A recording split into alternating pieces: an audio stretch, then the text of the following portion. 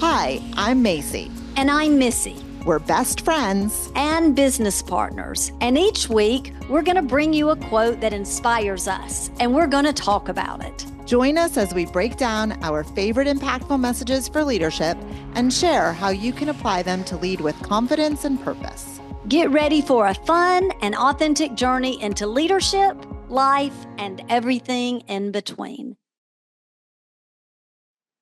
Well, hey, bestie. Hey, bestie. Good to see you.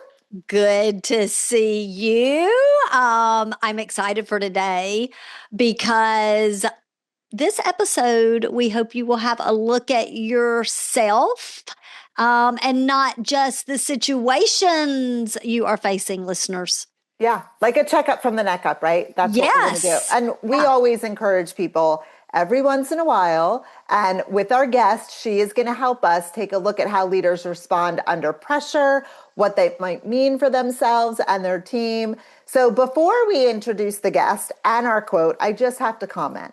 Now, we don't tell our guests what to wear. Like, we never say, not. You need to wear XYZ. And if you are watching on YouTube, you could tell Nicole got the memo, wink, wink, that we don't send out. But Nicole is in pink, so she gets it. So Nicole. She showed up branded. Yeah, Nicole Ghosten, welcome to the podcast. We're so glad to see you. Nicole, welcome. We are so glad you're here. We're excited to get going with you today. But before we do, go ahead, introduce yourself. Tell our listeners a little bit about who you are. Yeah, so I'm so excited to be here. Thank you, ladies, so much for inviting me. This is going to be a great conversation today. I am in the change management space. I've been working in change management for over 20 years. I'll actually celebrate my 23rd year at the same company. Oh, wow. This is big. So it has been... I just have to say, Nicole, for someone who is in change management, I don't think you like change. I know. That's funny.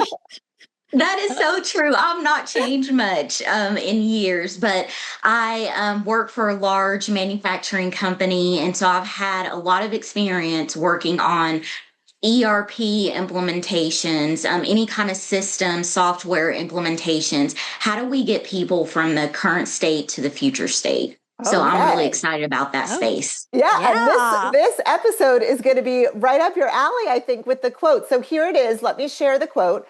The greatest danger in times of turbulence is not the turbulence. It is to act with yesterday's logic. And that was penned by Peter Drucker. So Nicole, Missy, let's talk about it.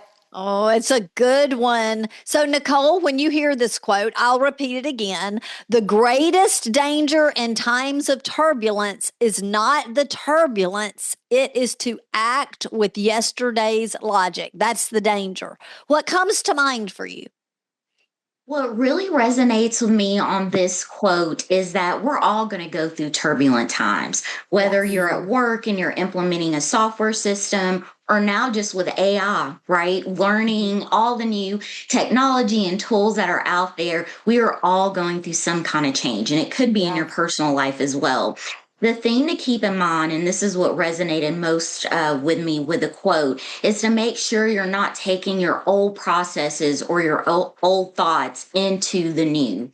So whenever you're going through these turbulent times, you want to look at it with a fresh perspective, because you could fall into the same traps that made you want to change in the first place if you don't do that. So really just making sure, that you don't fall into the old systems. So is that what you would think of, like when we hear in that quote, yesterday's logic? Are you saying that that's what it is, bringing your old habits to the forefront? Or your old thinking? That's right. So even like if we take something with AI, right? I hear people say, oh, I'm scared of AI. I don't want to touch it at all. And that to me is like kind of old thinking. Like it's really good to get connected to the future state of where things are and not bring maybe past mentalities into what you're trying to do currently. Yeah. I mean, I think, I don't know, Nicole, how old you are. Missy's a tiny bit older than me, so she has one more of these back than I do. But think about, like, I'll go back Missy, you probably had this, although I never I don't know. did. I am wondering where you're going with this. So, I'm on the edge of my seat. We had the 8-track tape. Yeah. Then we had the record, or maybe the record came first. The record came first, yeah. So record, then 8-track. Then we had cassette tape.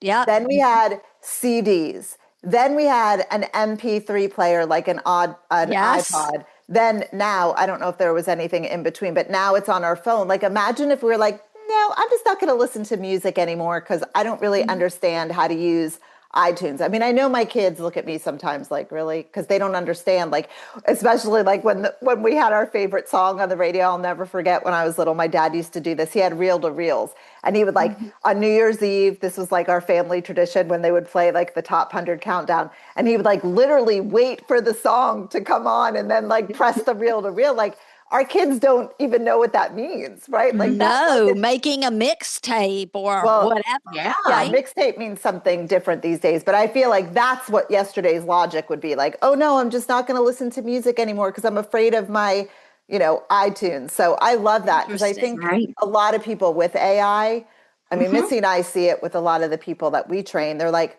yeah, I'm not going to use it. Or on the other side, Nicole, and you might experience this where people are like, AI might take my job.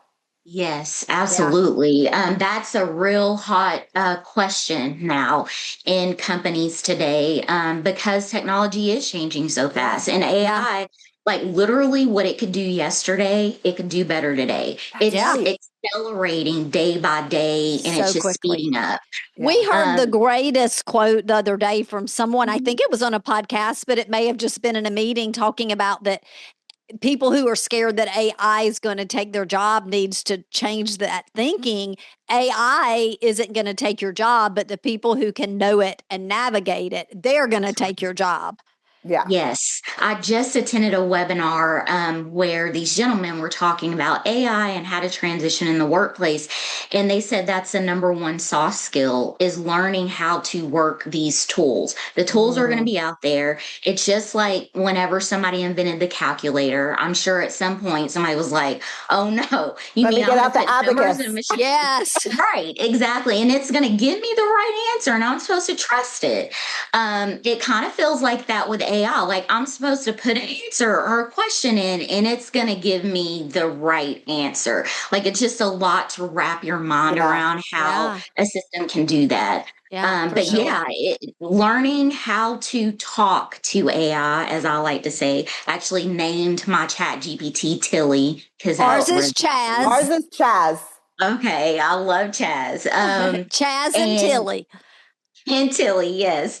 And just being able to talk to it. It's like I'm liken it to a child, right? You teach a child and it grows up and it remembers things. AI will get it wrong, right? You'll ask it a question and it'll hallucinate, come up with something wrong. And I say, okay, Tilly, that wasn't what I was looking for. Can you redo it? So it's like training a child almost. I love that hers is Tilly. Like I know Tilly. I know, right? Like a lot of fun. We could go down a rabbit hole here, girls, because I have so many thoughts about this, but let's kind of bring it back around to the work you do with change management. Yes.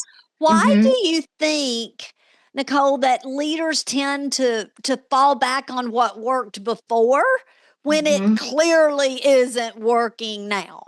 Oh, that's a good question. So one of the things that I see, especially at work with change management, is typically when you're going through, especially a technology change, it's very technical. Project teams want to come in and teach you how to do the clicks, how to do the thing on the computer, but they leave out the business process. And how do we go from our old job, what we used to do, to this new system? Yes, we have a new technology, and that's great that you trained us on the clicks on how to do things, but maybe we need a new business process. The old one isn't going to work. And that's where the quote comes back in, right? Not taking old thoughts, old things with you into the new process. I see it all the time. It's not just learning the new technology. It's really taking a look at the business process. The role may even change. Some people, aren't necessarily as good at picking up on technology as other people. Sure. And so maybe they need another role, or maybe they need different job responsibilities. All those things you should look at within change management, because really change management is the people side of getting from current state to future state. Oh, I've never heard it said like that. Me neither. That's I love good. that. Do you think, Nicole, that ego plays a role with change management? And if you're shaking your head, yes. So obviously you do. Talk to us about why you think so. Yeah, especially when it comes to project leadership teams. They think that, again, everyone can pick up on the technology at the same rate. Adults learn differently. And I see that training is a whole thing. We go down a rabbit hole with that one as well. But definitely not, or being overconfident in that the people will get from the current state to the future state. We see a lot of change resistance in between those states, and you can't just push people along. Sure. In change management, we say we don't want to put change on you. We want to bring you along in the change. You don't want to put something on someone. You want them to feel a part of the process. Oh, that's so good.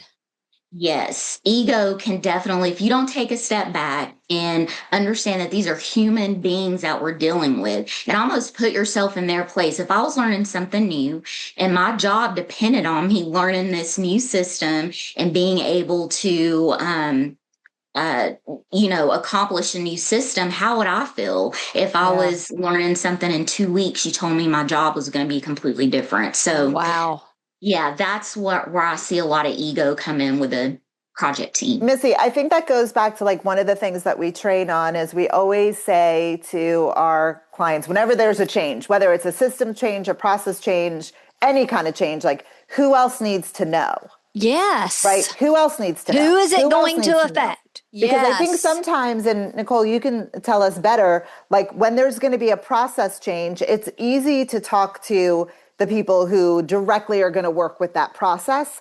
But who else is this process all the other in the long people run? Who else is it going to affect? And do they need to know right now? Do they need to know next week? Do they need to know in 6 months? And how is it going to affect them? Because I think people get lost in that. It's one of the things that we see all the time, that they forget that, well, who else is going to be affected? Yeah.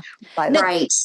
Nicole, how do you think leaders and people in general who are going through change can find clarity when so many things are shifting around that change? I think it's really important that you be structured in change management. So people often leave out change management, but I don't care if you're going through a small change or a large change. You need some kind of change management if people are involved. And one of the things that we do at work is called changes and impacts. So what is a change and who is it impacting? And how do we bring that person in? Communication, training. Sometimes it's just communication. They just like you just said, Mayce. Yeah. Exactly. So we have a whole system for that, where really before the technical part really comes in and we start training people, we sit down and say, who are the people, who are the stakeholders that are going to be impacted by this change, and how do we communicate to them? Love really that. Good. So we know, we've done episodes on this before. We were kind of joking about it earlier, Nicole. We know that most people do not like change, right? So it's just a fear-based thing. But how would you recommend, if someone's listening and maybe they're ready to go through some kind of change management, what do they need to do to help a team really be open to the idea, especially if they're used to a way they've always done it? Like, we've always done it this way, or I don't really see the value in it. Like, what kind of things would you suggest leaders do if they're about to embark in some kind of change management or change? I would say listen to your stakeholders. Everyone has a voice in the change. The end users, the sponsors, everyone that is a stakeholder, needs to be listened to, especially the end users, because more than likely they are going to experience change resistance, and you need to be able to know how you're going to deal with that when it comes up, which it will at some point, especially when you're dealing with a lot of people. So we actually hold training sessions on leaders that have teams that are going through changes. And we talk about, this is the type of person that you may see in your training class that's dealing with a change. Like they don't want to do the training. They've been here for 20 years. Yes. And what could you possibly tell them about anything? Right. In this new technology, it's why are we doing it anyways? Like, you see all those things when it comes to end users. So I think just having a strategy on when you do see that and knowing how you're going to talk the person through it can be very helpful. And it sounds like you need to definitely be more proactive than reactive, right? Have this whole structure in place, because not if it happens, but when it happens. So that actually kind of leads me to a thought, maybe a piggyback, so to speak. You know, we do a lot of work with people like hands-on, high stress, and they're used to doing things a certain way. And sometimes it is a little bit archaic, stuck in the past. What is one sign a team is operating kind of on outdated logic, processes, systems? Yesterday's logic, like the quote says.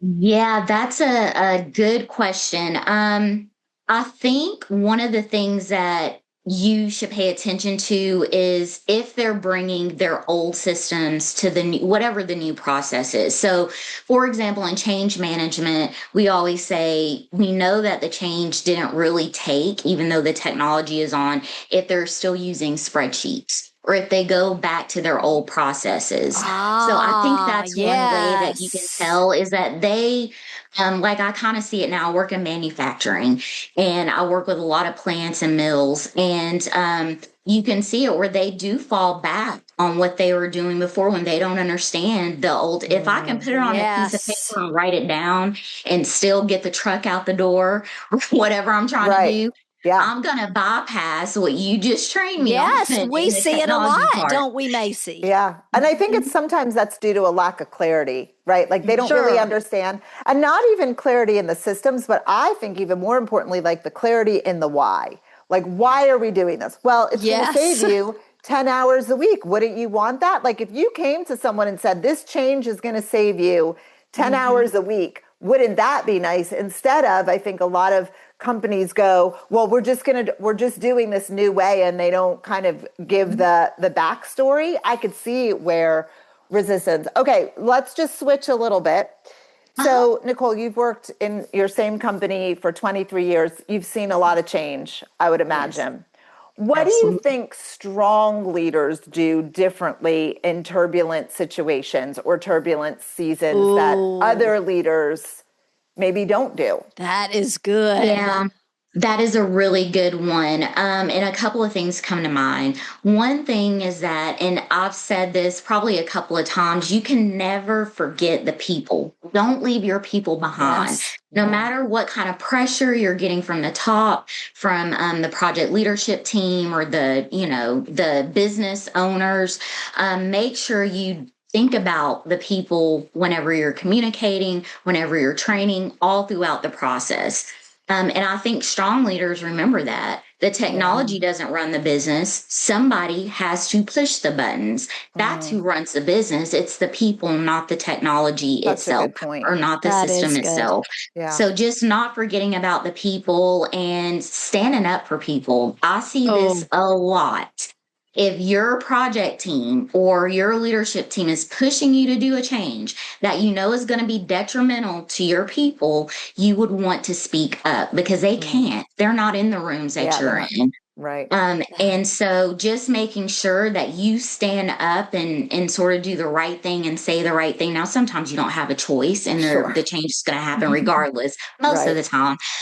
But just having the knowledge and letting everyone know these are sort of the challenges or the roadblocks that I see forthcoming. I think people can tell when you're not being honest about it. Yeah. For sure. 100%. And nothing creates buy-in from your team like that loyalty piece, right? Yeah, when they know right. they can trust you to have their back. So maybe Mhm. taking it just a little deeper, what habits do you think help leaders stay, let's say, adaptable instead of Uh-huh. reactive? Yeah, I think just within themselves not being change resistant. Because we are going to have new technologies that come up all the time, new ways of working. I know I keep talking about technology because I'm going through that right now, but there's also org changes, right, that are just as impactful. I mean, I saw it earlier in my career. I feel like every 6 months we got a new team lead. Like Yeah. and when we were going in the office and had cubicles, it's like we are literally changing cubicles to different places on the floor all the time, depending on who we report to. Yeah. So I definitely think yourself as a leader being adaptive to change. Like, for example, right now, I don't necessarily have to use Chat GPT or Claude or anything like that at work, but I'm trying to teach myself on the side how to use those things. So if they ever do come up, I'll know how to use them. I can raise my hand and say, hey, well, I have a new skill that I've learned on the side. Let me try to bring this into work. Yeah, that's a great point. Yeah, just being adaptive That is at all times. really good. And I actually think it's a perfect segue into today's big takeaway for the week. And so, listeners, if you only take one thing from this week's episode, let it be this: the problem is rarely the pressure, it's the pattern. Like most leaders don't fail because things got hard. They struggle because they keep applying old solutions to new ones. Yeah. But what got you here is not going to get you through what's next. Yeah, that's right. I mean, adaptability is a new leadership advantage. I think Nicole was just talking about that, right? Like the leaders who win aren't the ones with all the answers. We know that to be true, but they are the ones who are willing to rethink and then adjust and maybe lead differently quickly. And it is when clarity, communication, and flexibility becomes like the matter, right? The heart of the matter in seasons of turbulence. So Nicole, thank you so much. This has been so great. This was great. We knew that it would be. So let us ask you, if our listeners want to stay connected with you, what is going to be the easiest, best way for them to do that? Yes, I'll love your listeners to connect with me on LinkedIn. Perfect. And just if you look at my name, I'm the only person on LinkedIn with my last name. So Nicole. Oh, wow. Yeah, Ghosten, and it'll come right up and you can connect. We will put that in the show notes for Absolutely, sure. we will. Okay, awesome. So, Nicole, this is a question we ask all of our guests. So we have to ask you, what is your favorite leadership quote? Ooh, everything rises and falls on leadership. Like that is literally, that says it all, doesn't it? From John Maxwell, that literally runs through my head a lot when I'm thinking, going about my day through work. It really is about leading people. People are everything, and you can't forget that. If you do, you might fail in whatever path you're trying to take. But if you don't, you'll be successful. And I think I love that quote too, Nicole, because I think it resonates not just at work, but also in the family. That's right. If you're leading your family well, then you're gonna see it. So listeners, do you have a favorite leadership quote? Send it our way and we may spotlight it on a future episode.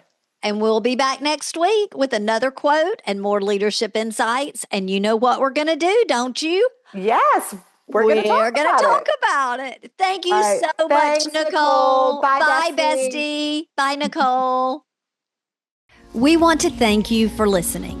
If you're enjoying this podcast, please show us some love by clicking the 3 dots to download the podcast. Leave us a 5-star rating on your podcast app and talk about it with other leaders to help them find the show from any of the major podcast apps.